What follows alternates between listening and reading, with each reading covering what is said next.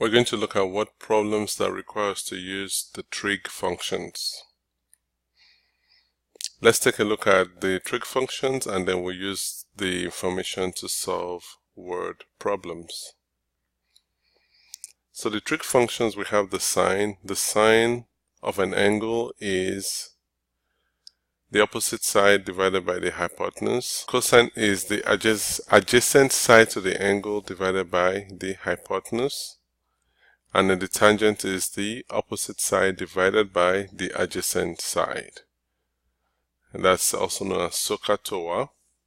And we're going to go ahead and look at some examples. From the figure below, express sine x as a fraction. So sine x is because we have sine is the opposite side to the angle divided by the hypotenuse.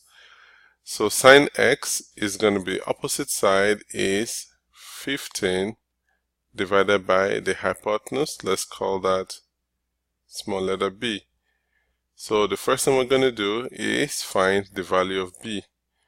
So according to Pythagorean theorem, b squared is equal to 20 squared plus 15 squared, which is 400 plus 225.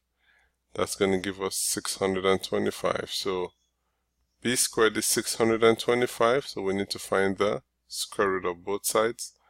So b is 25. So now sine x is going to be equal to 15 centimeters divided by 25 centimeters. This should give us 0.6 or 3/5. Now we're going to express tan x as a fraction. So we have TOA. So I guess we can use theta.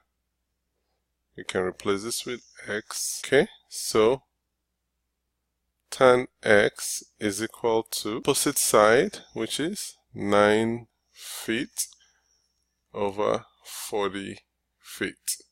So tan x is 9/40.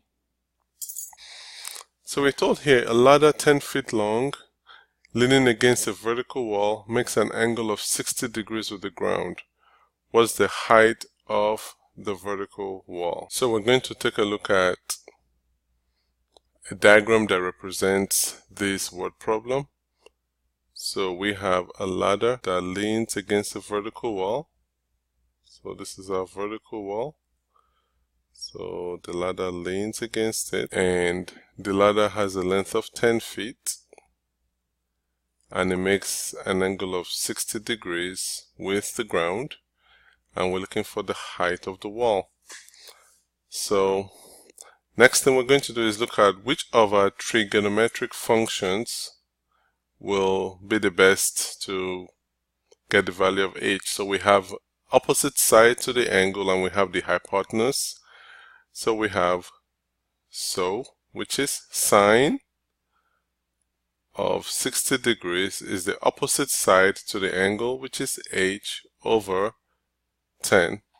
So h is going to be 10 multiplied by sine of 60 degrees.